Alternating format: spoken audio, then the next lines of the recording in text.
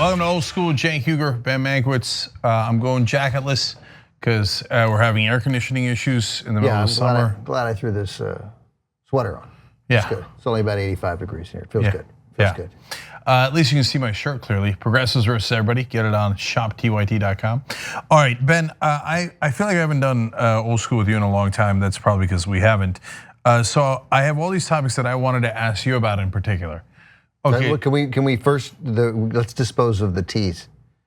So the TYT handle tweeted, Turk's handle at the Young Turks. Name the TYT Old School host who said you can bungle a peanut butter and banana milkshake, but if you do it right, you've done a service to humanity.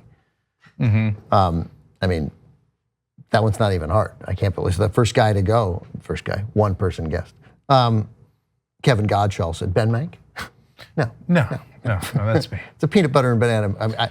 Anything involving peanut butter and banana? I think peanut butter or banana, but or together. Banana, but together. Come on. Yeah, that's right. Yeah.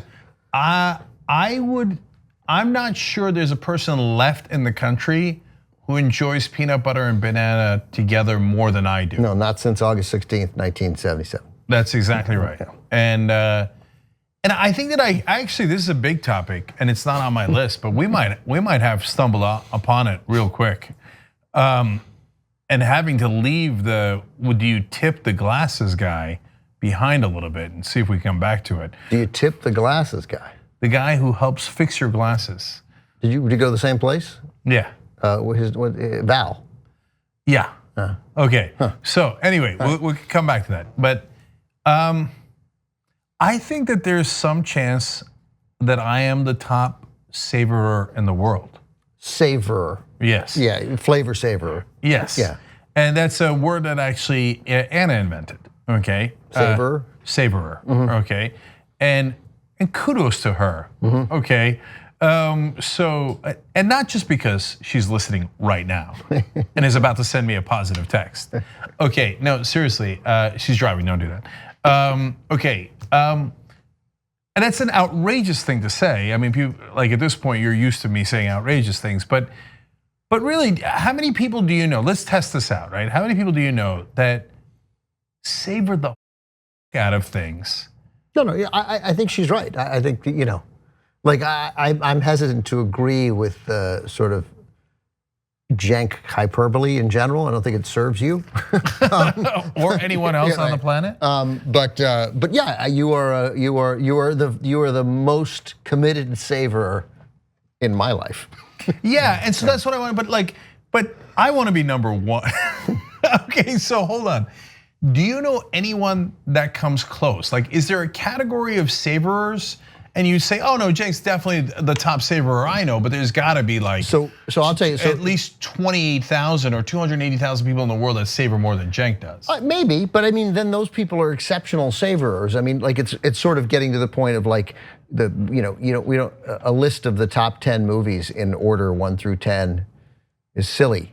They're all great. Right? There's 10 is 1 better than 10, So like, yeah, you're in this elite group of savorers. I mean, I know a couple, but they don't meet your standard. My friend Dan, like you savor more things, but he will like, oh, that's good. That is good in your mouth, That's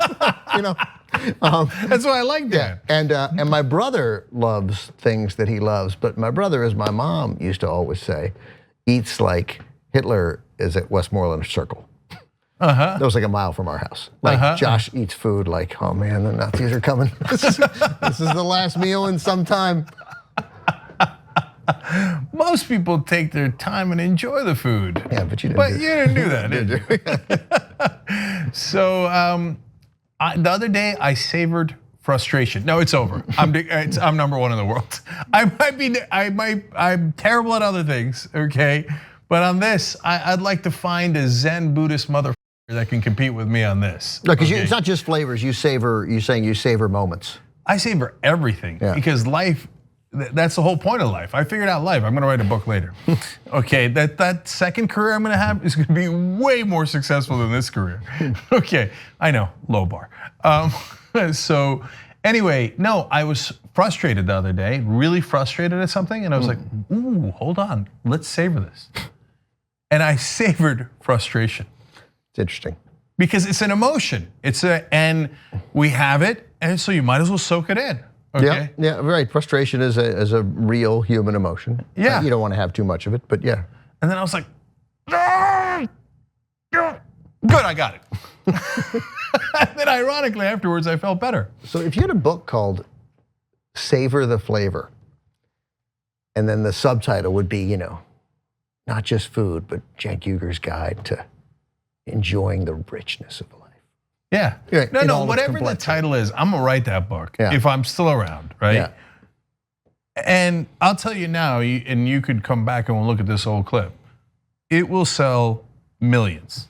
Because I figured out life. Yeah, your self-help book doesn't have to be good to sell millions. Sure, that's certainly true too. But I'm right. And that's a hell of a thing. So I don't even know why I'm doing this. I should quit right now and write the self-help book. Get going on the. Yeah. I'm seeing him calling it The Maximizer. I'm kidding, I'm not gonna call it that. But no, seriously, how to maximize life. Like people, you know what, here, I'll tell you guys the secret right now. I'll save you the book money, but I'll have good anecdotes in the book. You'll wanna buy it later, 12 or 22 years from now when it comes out, okay? People, like, what's the meaning of life? Everybody's got a different answer, they don't know, etc. right? And I'm getting, first, let me do a little angry tangent because I think all people who have found enlightenment do angry tangents. And so we had a clip about Tony Perkins on the show today saying, oh, we have more shootings because we took God out of the schools and everybody's immoral. Okay. I can't stand the irrationality of someone saying, I believe in this mythology, hence I'm a better person than you. I'm more moral than you.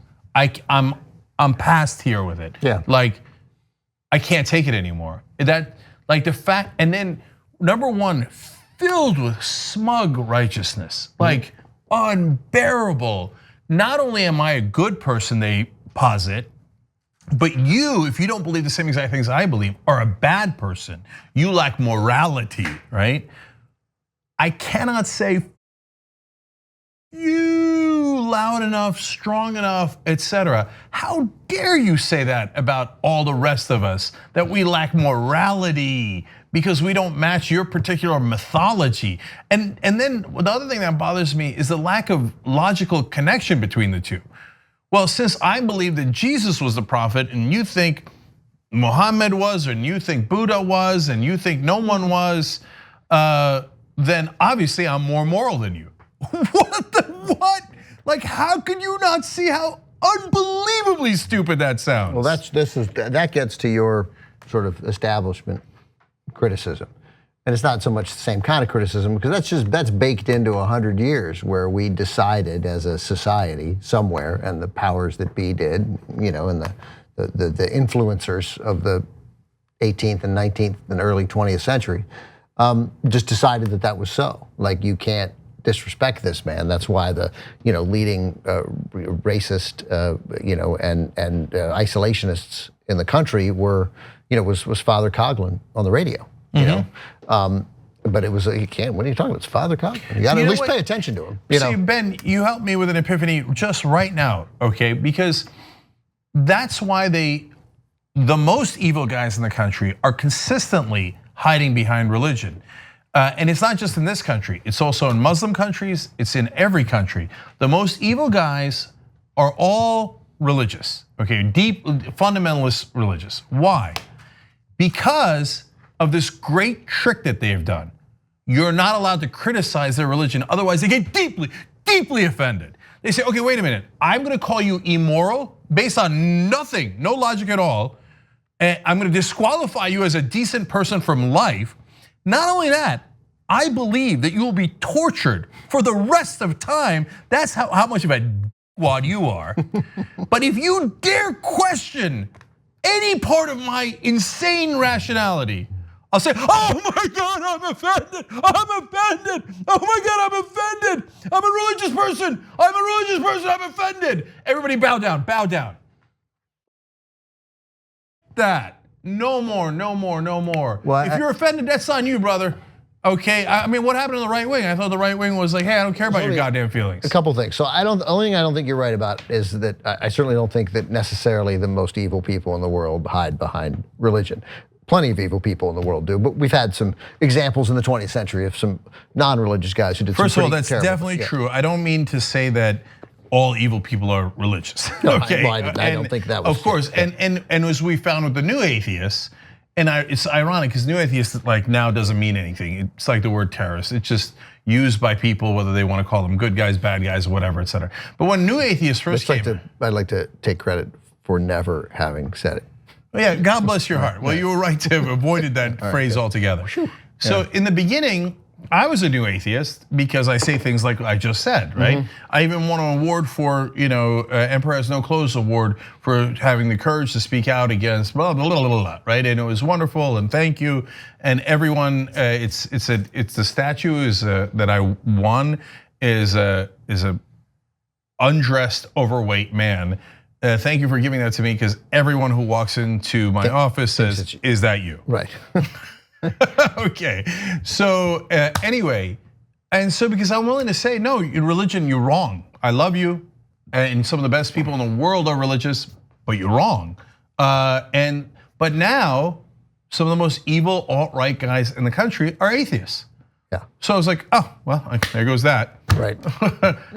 So a couple things on that I think is interesting. So there's I just got back from the Telluride Film Festival, which was a great experience. And one of the movies that I saw there, the best movie I saw there, just two great movies, was a Korean movie, which is just fantastic. Whose title I can't recall at this exact moment. I keep wanting to say it's Piranha, but it's not Piranha. Okay, Parasite. Parasite. Okay, nice job.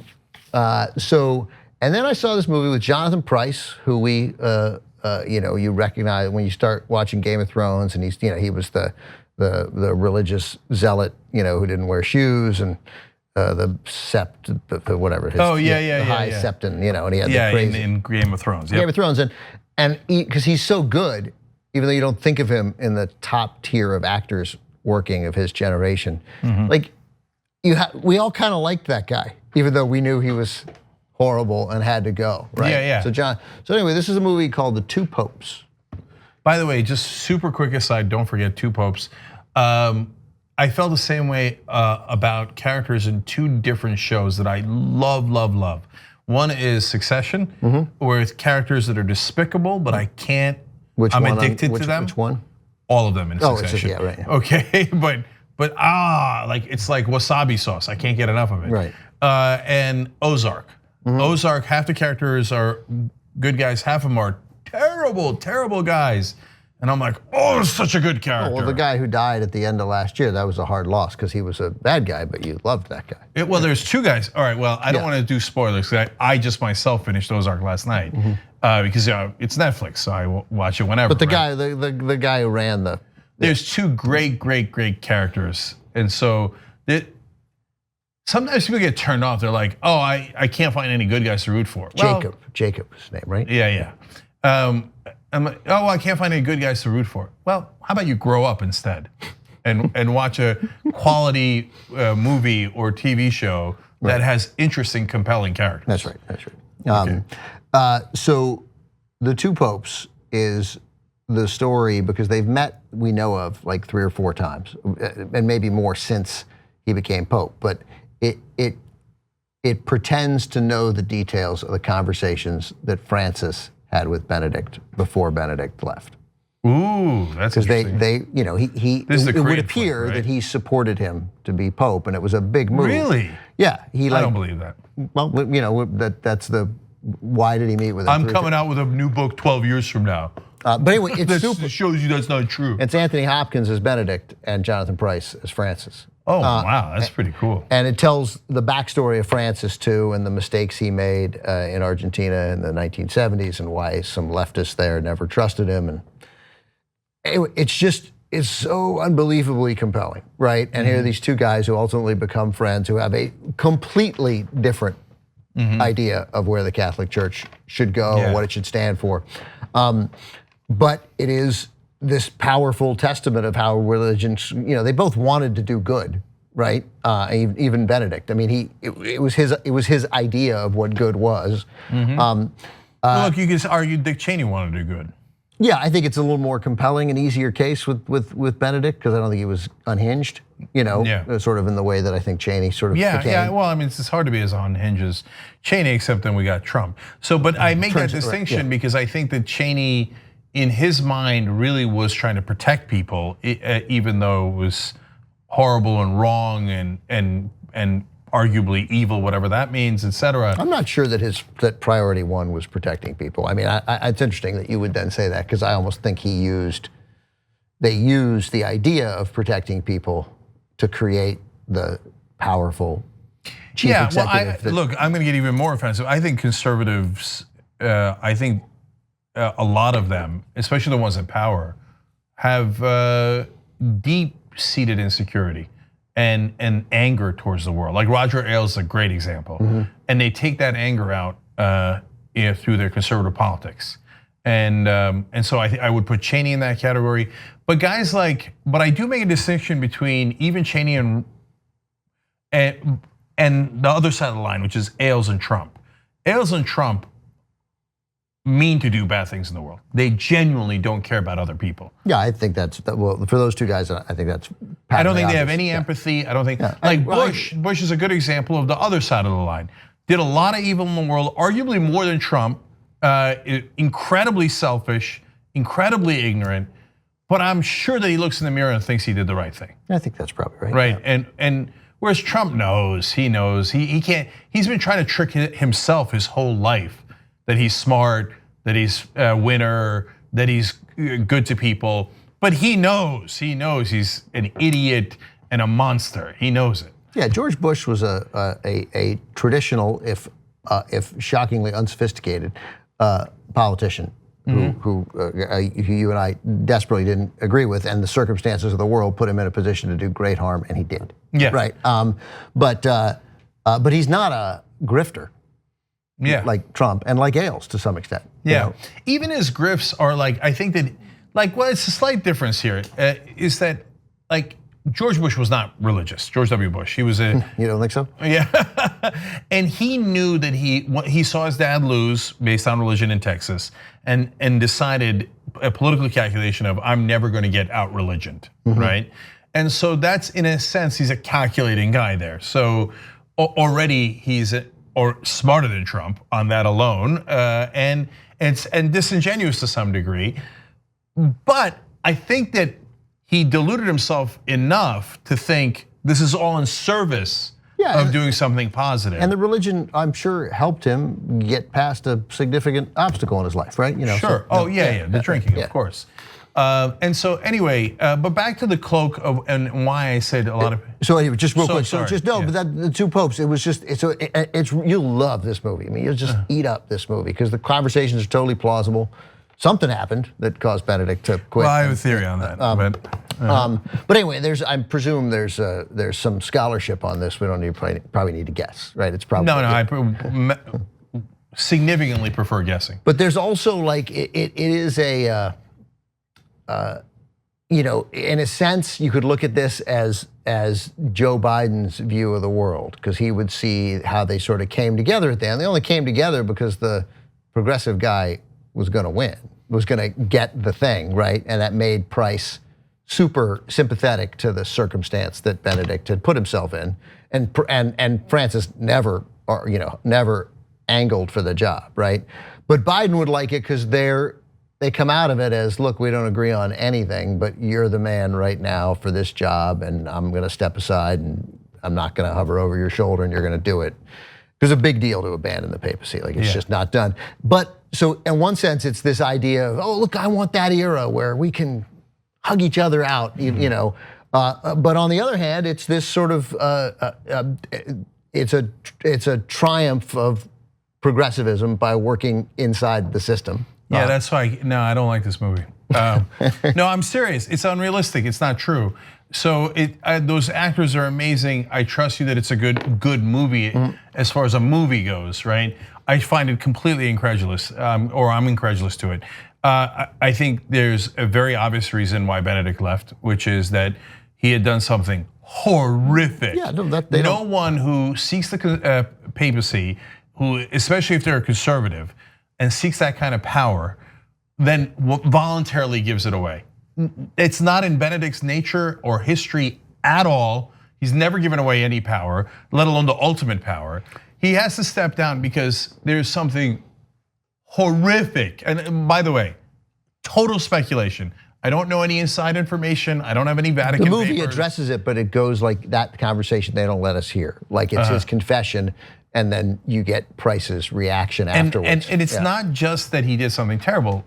He was caught by enough people that's right. that he had to step down. He was going to lose power anyway. And but those people, you can't really lose power if you're the Pope. I mean, that's the thing. You can. It's hard. He has to do it. He would have had to have lost some sort of overriding the veto of the Pope vote. I don't know what that is in that context. But he didn't. I imagine, and I don't know, but I imagine he could have continued with the conservative line of succession if he had chosen to do that. Nah, see, that's why I think why I like my theory and why I came up with the theory is that the people who know, and by the way, he didn't have to lose a vote. They could just say, Benedict, we're gonna let the press know.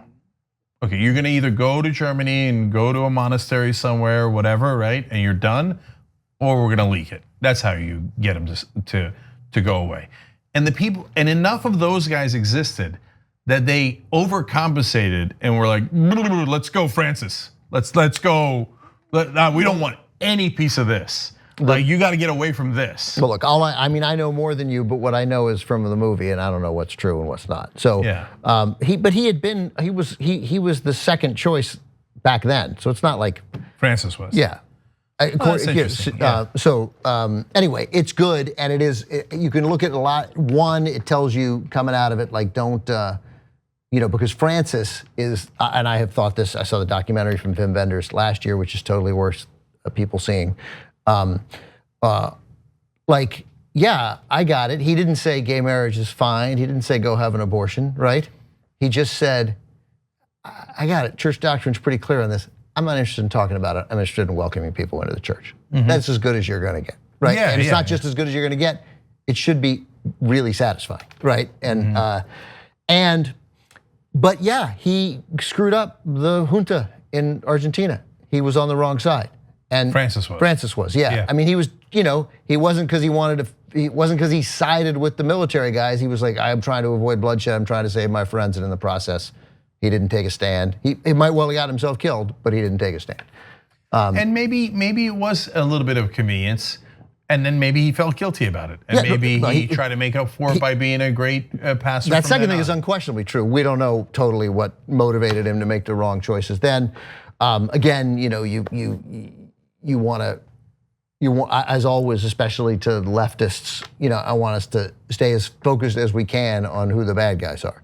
So in a sense, you're like, how could you stake? You're like, he didn't round people up and execute them. Let's not. They created a circumstance to put people in an impossible situation.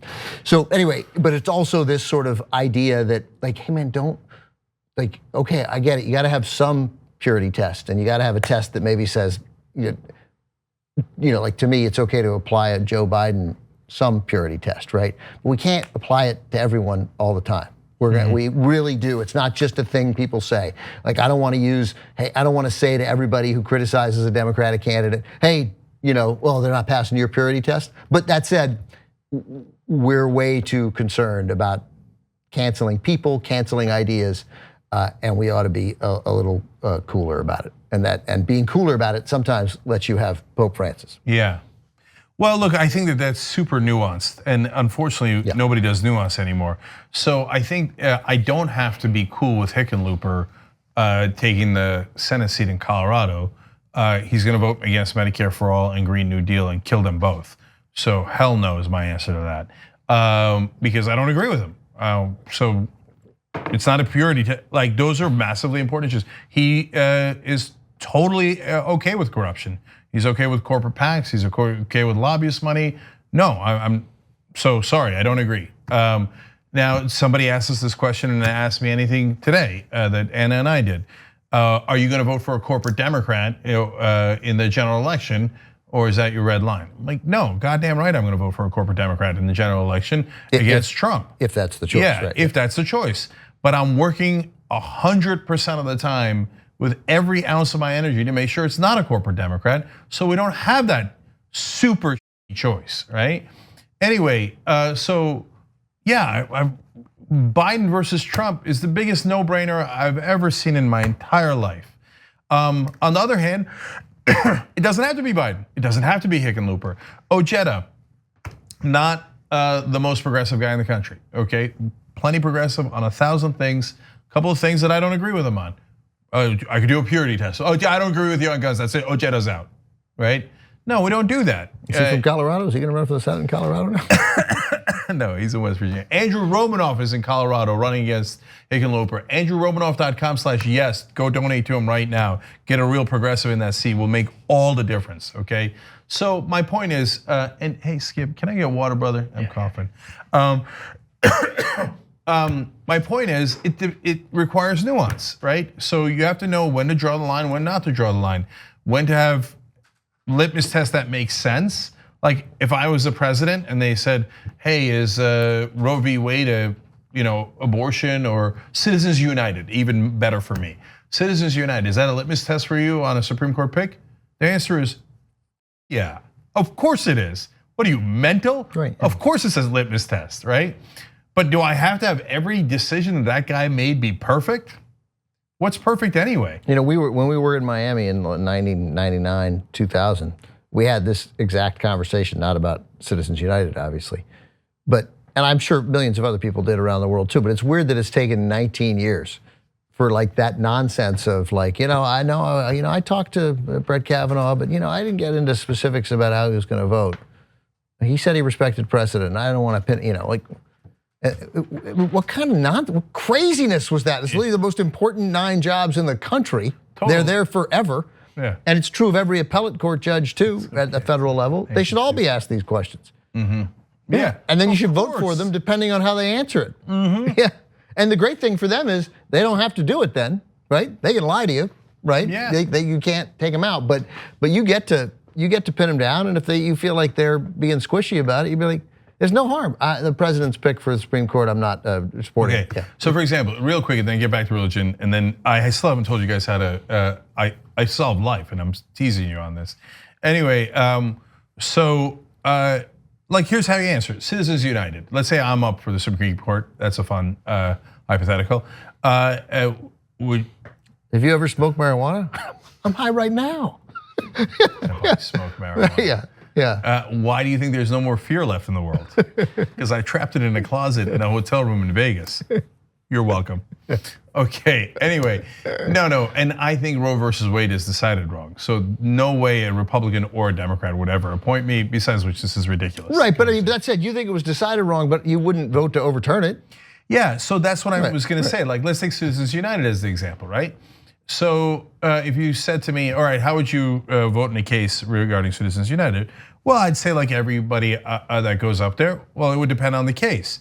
But if you want to know what I think of Citizens United, I can tell you that right now. Mm-hmm. Like that doesn't depend on the case. Right, I can tell you that because case. That case already happened. I read it. I can tell you what I think about it. I agree with the dissenting opinion of this, and I would have voted that way. Yeah, that's not hard, and there's nothing wrong with that. Yeah. It doesn't mean that when a new case comes up, I'm gonna be like, okay, no, I've made up my mind about this case I've never heard of, right? Right. No, but I can tell you Citizens United was the stupidest decision I've ever read in my entire life, and everyone who participated in it was either stupid or corrupt or both. Okay, so that would make for a fun nomination hearing. That would make for a fun nomination. Anyway, so the reason that some of the most evil men in the world hide behind religion is because of what we talked about a little while ago, which is that you're not allowed to criticize religion because people get so offended. Mm-hmm. And if you create an institution that is not allowed to be criticized, I guarantee you it's an invitation for evil people. It's like being a shoe salesman back when it existed in the Al Bundy days was an invitation for foot fetishists to go and get that job, right? And so if you're a person who's like, I'd like to do really evil stuff, but no one is allowed to question me on it, you obviously go to religion. Right, it's kind of a no-brainer. Right, you're Joe Smith. Yeah. I mean, he's the ultimate, a great example. There are many others. I don't mean to call out the Mormons specifically. I'll call them all out. I mean, look, I could argue Muhammad. Right, I got it, but Joe Smith did it in the 19th century. I just mean like we know what he did. Yeah. Like it's all Muhammad, Jesus, those are myths, right? Well, no, Jesus is a myth. Moses is 100% a myth. Muhammad was real. No, I know he was real. Jesus is probably real, not the version that we have, but a guy. Probably not. Well, okay, again, I can be persuaded either way. I saw, did Jesus exist? Yes. But not like that, he didn't. Like that's obvious. Yeah, that's obvious. Yeah. And Muhammad, I mean, so anyway. I just mean he conveniently got to have all the women, just like Joe Smith. Like God talked to him and he's like, you're not gonna believe this. I mean, you won, not one, but 2 lotteries. 1, God's talking to you. And 2, you get to have sex with anyone you want, and only you. Right. Monk told me there are no coincidences. Okay. When was Muhammad alive? 600s. Right, that was the 7th century, right? So that's why I don't care. Like there's a statute of limitations. You know, it's not, it's shorter than, it's longer than 200 years, but then it starts to immediately, taper off. But by the time you get to the 7th century, I really don't care what you did, right? I'm not, okay. I mean, I can't work myself up in outrage over it. Yeah. Like every day. You'd be alone in America because a lot of people are working themselves up in an outrage over Muhammad in America. I know, but it's like, man, I mean, every day was like, I can't believe I survived today. Like I didn't get a disease, or I didn't get eaten by a bear, or whatever we're calling that then, right? I mean, Please, I'll bear. I'll bear, right, yeah. I mean, every day was like, what's gonna kill me now? Who's gonna hit me in the back of the head for some reason with a rock? And so anyway, but yeah, Joe Smith is right. He wanted to do evil things and came up with a way to do it. And did he also believe in his way? I don't know, maybe, because he's a crazy person. He may have convinced himself of it, like David Koresh. Yeah. All right, guys. So YouTube folks love you. TYT.com/join to get the full podcast where I will tell you the secret to life. Okay, so how's that for fun? All right, thanks for watching this free clip of Old School. Don't forget to become a TYT member today for the rest of the show and for more exclusive content throughout the network. Join now at TYT.com/join. We found television's best